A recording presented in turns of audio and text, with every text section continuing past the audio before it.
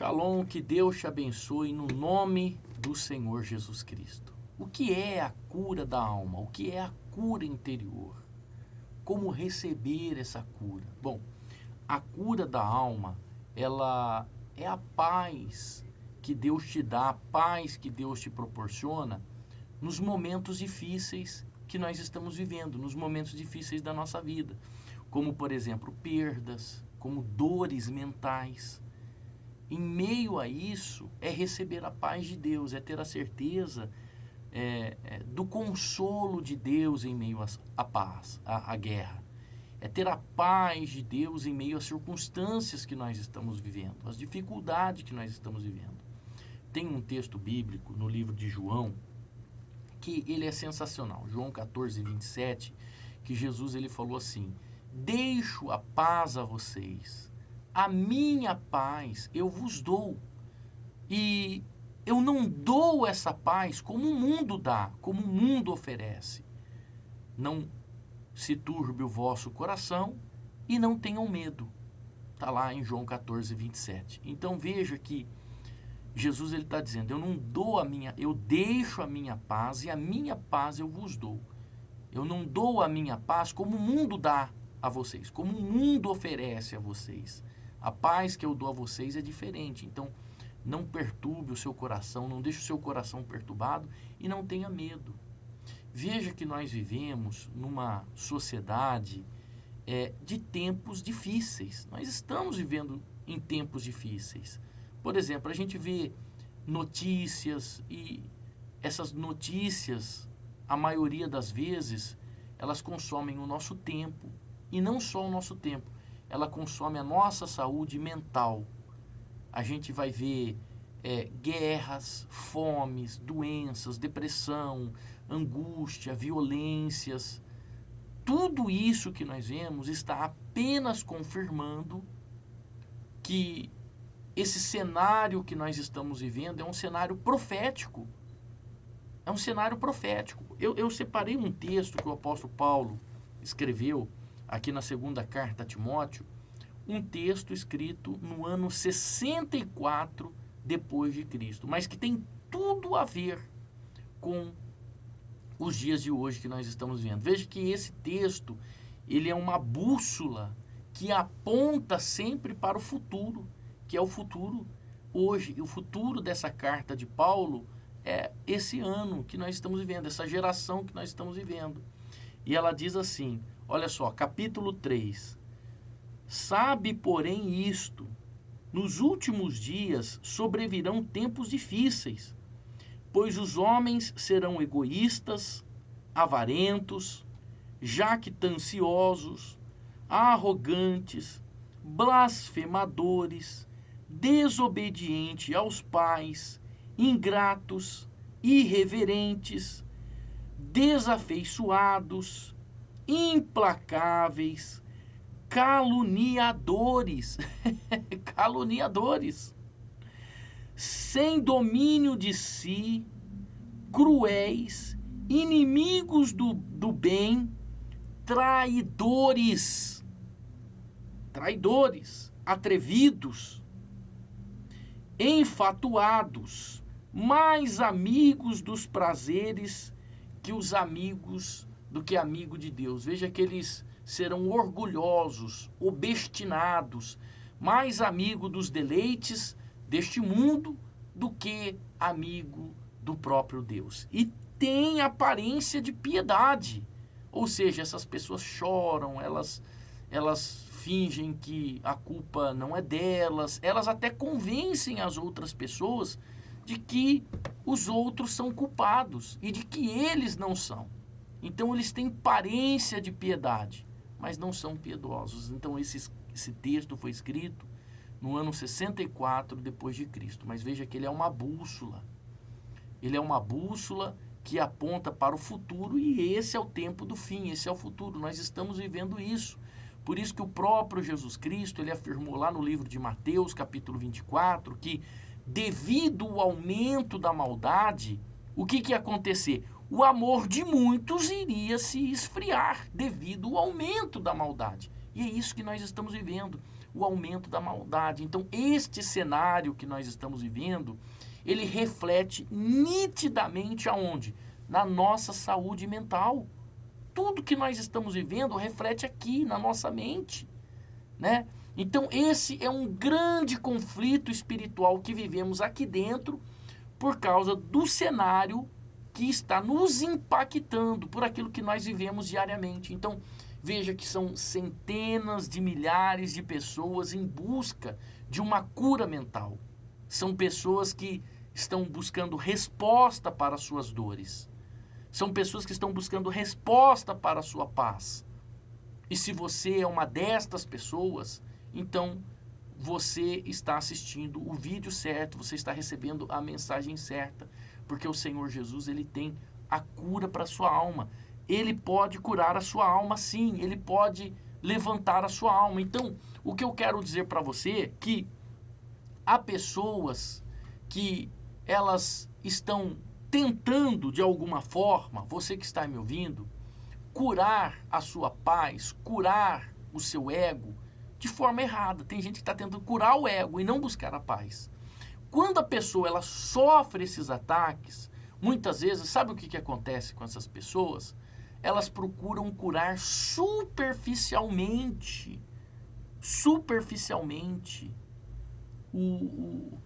a ferida que foi causada no âmago, no nosso cerne. Tem um texto no livro do profeta Jeremias. Jeremias, ele deixa bem claro no capítulo 6, quando nós lemos esse texto, de uma superficialidade. Qual que é o problema de curar a superfície? Olha só, capítulo 6 do livro do profeta Jeremias, o versículo 14, diz assim: curaram superficialmente a ferida do meu povo, dizendo, paz, paz, quando não há paz. Então, curaram superficialmente a ferida do meu povo, dizendo, paz, paz, enquanto não há paz. Então, quando nós necessitamos da cura da alma, nada que satisfaça o nosso ego pode nos curar.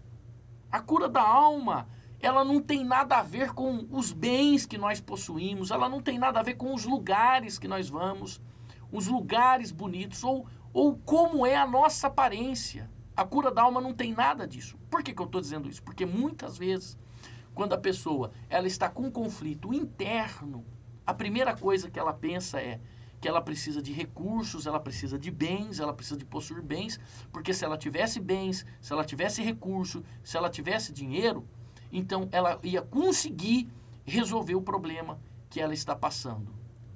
Uma outra coisa que a pessoa faz, por exemplo, quando ela precisa curar a sua alma, ela vai curar o seu ego com os lugares. Ela fala assim, eu vou mudar de casa, vou mudar de cidade, vou mudar de bairro, eu preciso sair daqui, eu preciso desaparecer desse lugar.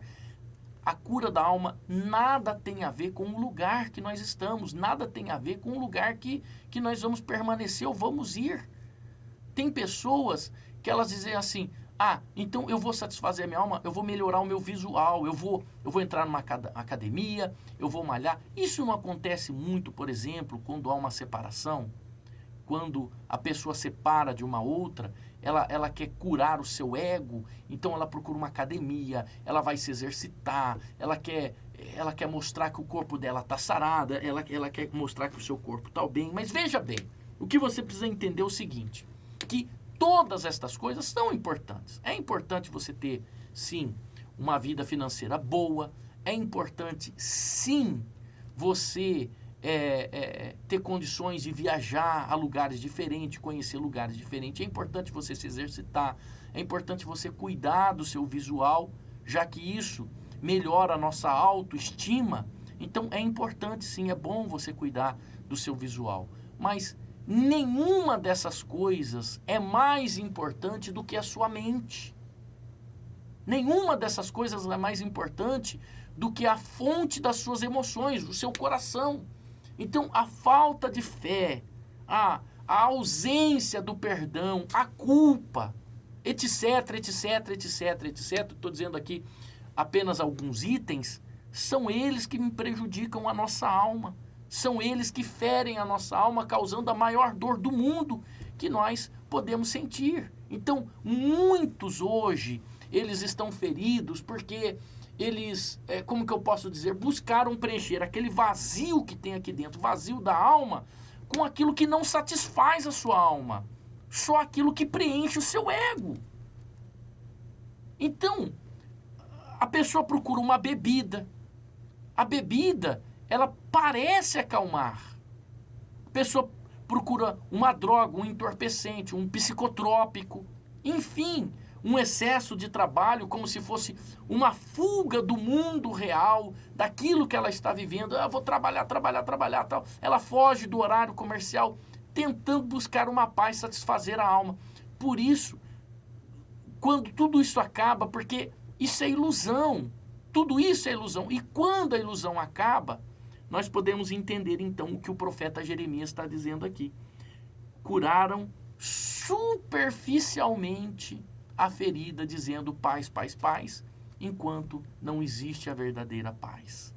Jesus, lá no livro de João, capítulo 16, versículo 33, ele diz assim: eu tenho-vos dito isto, eu tenho insistido, eu tenho falado, eu tenho anunciado isso, eu tenho dito isso, para que em mim, Jesus está dizendo, tenham paz. Em mim tenham paz. No mundo tereis aflições, mas tende bom ânimo, eu venci o mundo. Então, Jesus está dizendo, no mundo nós vamos passar por aflições, no mundo nós vamos enfrentar circunstâncias e situações, mas tende bom ânimo, porque eu venci o mundo. Eu consegui vencer o mundo. Então, eu estou insistindo, tende paz, tende paz, tende paz em mim. Por isso que ele fala assim, parece até uma mensagem de marketing, quando ele diz assim, vinde a mim, todos aqueles que estão cansados, aqueles que estão sobrecarregados, oprimidos, eu vos aliviarei, tomai sobre vós o meu jugo. O que era o jugo? O jugo era um pedaço de madeira que unia o pescoço de um boi no outro, ajudando a dividir a carga da carroça. Então Jesus está dizendo, tomai sobre vós o meu jugo, eu vou ajudar vocês a carregar essa carga. Eu vou ajudar vocês a carregar esse peso. Então, tomai sobre vós o meu jugo e aprendei de mim, que sou manso e humilde de coração. E, depois disso, quando você aprender de mim, que eu sou manso e humilde de coração, encontrareis descanso para as vossas almas. Olha só, encontrarei descanso para as vossas almas. Por quê? Porque o meu jugo é suave e o meu fardo é leve. Então, os remédios para a cura da alma são fé. Fé, porque a fé, só para você entender, a fé ela é uma frequência. Ela é uma frequência. Tudo no mundo é uma frequência. O poder de Deus é uma frequência. Tudo é uma frequência. Nós estávamos aqui fazendo o programa do rádio. O programa do rádio ele é uma frequência.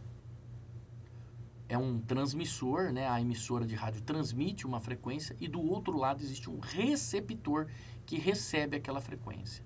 Então, a fé, ela é um receptor de frequência. É quando ela recebe a frequência que Deus enviou para ela pegar. Então, as frequências, as ondas, elas atravessam o nosso corpo, atravessam as nossas células. Porque nós estamos aqui agora, o que está atravessando o nosso corpo? Se você pudesse ver as frequências no mundo, você ia ver frequência de celular, frequências micro-ondas, você ia ver frequências altas, frequências baixas. Tudo existe frequências, são frequências de transmissões de dados, tudo que está aí. E essas frequências estão atravessando o nosso corpo, estão atravessando as nossas células. Por isso que as pessoas ficam doentes, as células morrem, enfim, desenvolvem câncer, né? Porque são frequências, as frequências atrapalhando. Então, frequências, elas existem, elas estão aí. E a fé ela é um captador de frequência. Quando ela está 100% afinada, na sintonia certa, ela recebe a frequência de Deus e você recebe a bênção de Deus. Então, os remédios para a cura da nossa alma é a fé, oração, arrependimento, confissão, mudança de hábito. Tudo isso para poder curar a nossa alma. Agora, a coisa mais difícil que tem é a mudança de hábito. A mudança de hábito. Isso é difícil. Por isso que a gente tem que estar diante do altar de Deus, buscando, enfim, essa mudança de hábito. Há um texto no livro do profeta Isaías, capítulo 59, que ele diz assim, olha o poder da oração.